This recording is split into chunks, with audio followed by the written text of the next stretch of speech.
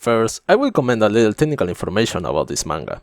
Its first publication was made on December 4, 2013, and its last one was published on April 9 of the last year, with a total of 21 volumes. Yes, it's a manga that has already finished, and it seemed that it will not have any adaptation to anime when it was on air, but thanks to Zero G, it will be broadcasted by Netflix. The story of the manga was made by Suina Miura, known for writing the script of the volume 1 of Ajin, and the illustrations were made by Takahiro Oba, who made the illustration of Box and Stand By Me, mangas that I don't know and never heard of. Now, I'm going to talk about some of the manga features that I could identify in the first 10 chapters of the manga. So there will be a little bit of a spoiler here, but the most it will cover in the anime will be, I don't know, a chapter maybe? First feature, a different world or isekai. The world is set in a different city than Tokyo, composed of pure skyscrapers that were connected by bridge on the roof. This is discovered by our protagonist, Yuri Fanservice Honjo, in the first chapter of the manga, as she tries to escape from a mass killer. Another fact of this world is that you cannot go down to the streets, because the accesses to the first floors are closed. Second feature, Cruel War.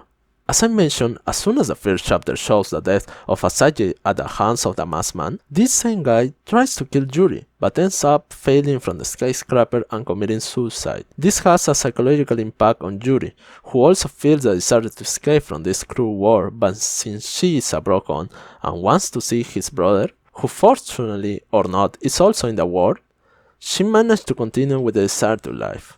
This definition of a cruel war also applies to certain people who will try to enjoy themselves in spite of the situation they find themselves in, like this policeman who kills his partner with the intention of raping Yuri.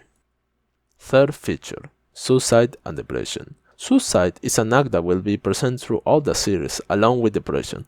The goal of the masked one is not directly to kill people, but to mentally corner them by making them decide that the best idea is to throw themselves off the building rather than being killed by someone.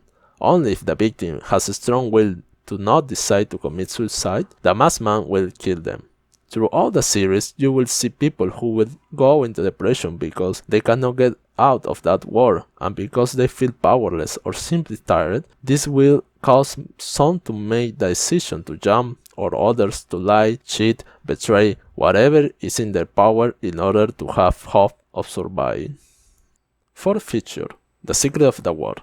The war in which the series is set, as you may have noticed, is a strange one. There are masks spread all over the city that when you put them on, it gives you a little power up to your physical abilities. And it seems that if they manage to destroy them, you can go back to normal. Another fact is that there is a central skyscraper that is higher than the others. There is a helicopter circling the city. The sniper that saved Yuri from being raped and wanted to kill her seems to know her, and many more secrets to discover. Fifth feature. These are the best boy and best girl of the whole series, in my opinion. So keep an eye on them. And well, this was my little review of Tenko Shinpan, or High Rise Invasion. So if you like it or feel that there were mistakes or something to correct, you can leave it in the comments. It will help me a lot. And with this, until next time.